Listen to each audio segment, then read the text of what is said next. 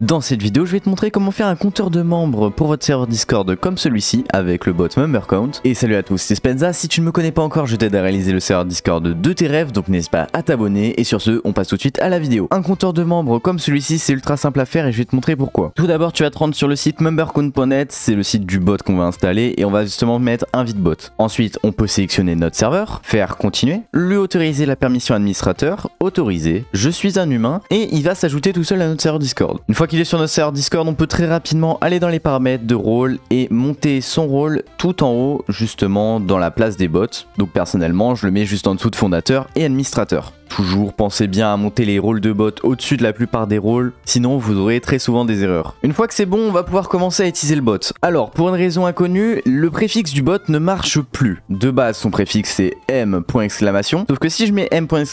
help par exemple, il ne va juste pas répondre. Par contre, j'ai trouvé une petite alternative qui va bien vous aider. C'est très simple, vous mettez @membercount, help, et voilà, vous avez juste à le mentionner pour remplacer son préfixe. Et comme vous voyez, ça marche très bien. Et le préfixe, je ne sais pas pourquoi il fonctionne pas. Mais c'est pas grave, on va pas essayer de comprendre, on va juste faire ça avec la mention. Donc la première commande à faire, c'est setup. Donc vous mentionnez le bot et vous mettez setup. Pensez bien à mettre un espace entre les deux. Entrez, et vous allez voir qu'au bout de quelques secondes, donc vraiment c'est ultra rapide, il va avoir créé une catégorie qui s'appelle server stat et 5 salons vocaux. Et justement, l'avantage c'est que de base, ils sont configurés pour que personne ne puisse les rejoindre. Donc tout le monde peut les voir, mais ils ne peuvent pas se connecter. C'est ça qui va faire qu'à côté, ils vont voir un cadenas. Il n'y a que les personnes qui ont la permission administrateur qui pourront les rejoindre et qui ne verront donc pas un cadenas à côté. Bon, le compteur il fonctionne déjà, mais si on voyait à quoi servent les 5 salons un par un et comment retirer ceux qui ne nous intéressent pas. Le premier salon vocal c'est membercount. Ça va tout simplement compter le nombre de membres sur le serveur, que ça soit les utilisateurs et les bots. Donc là on voit qu'il y a 10 membres. Ensuite on a user count.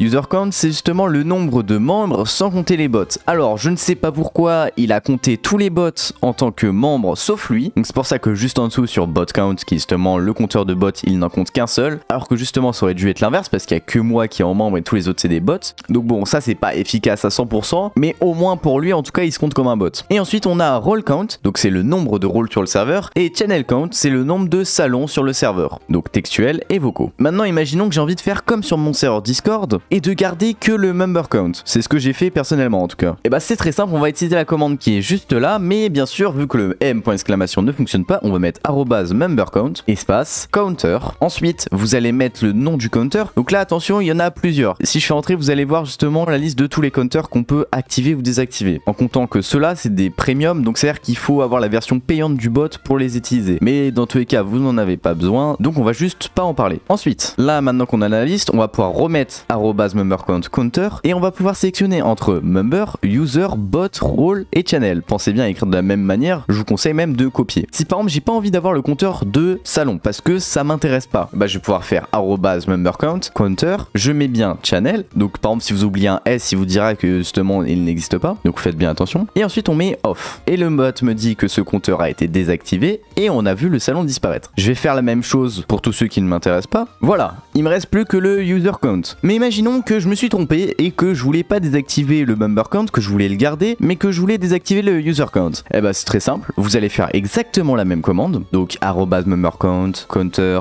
members, et vous allez remplacer le off par on. Tout simplement, il l'a recréé, c'est bon, c'est parfait. Et moi j'en profite pour supprimer le user parce que je préfère le member. Et voilà, c'est aussi simple que ça. Alors, si vous comptiez renommer votre salon, remplacez le member count par exemple compteur de membres, 2 points. Bon bah vous verrez que ça marchera pas parce que là très bien vous l'avez renommé, mais il suffit qu'il y ait un bot qui join ou qui quitte. Pour l'exemple, je vais enlever Simple Poll parce qu'on a vu dans mon dernier tuto que finalement MyBot était mieux. Hop, au revoir. Et on voit que tout simplement bah, le salon ne va pas changer le nombre de membres parce qu'il n'est plus synchronisé. Donc tout simplement ne le renommez pas et laissez le nom qu'il a de base. Alors bien sûr on a la possibilité de le renommer grâce à une commande, sauf que c'est une commande premium, donc encore une fois on ne peut pas y avoir accès si on ne paye pas. Et en vrai, est-ce que ça suffirait pas déjà ça? Moi personnellement je trouve que si. En tout cas voilà, le tuto était assez court mais je pense vous avoir tout expliqué. J'espère que ce tuto vous a été utile. Si c'est le cas, n'hésitez pas à vous abonner, à mettre un petit pouce bleu, à activer la cloche pour ne pas louper les prochaines vidéos. Sur ce, c'était Spenza, à la prochaine, ciao.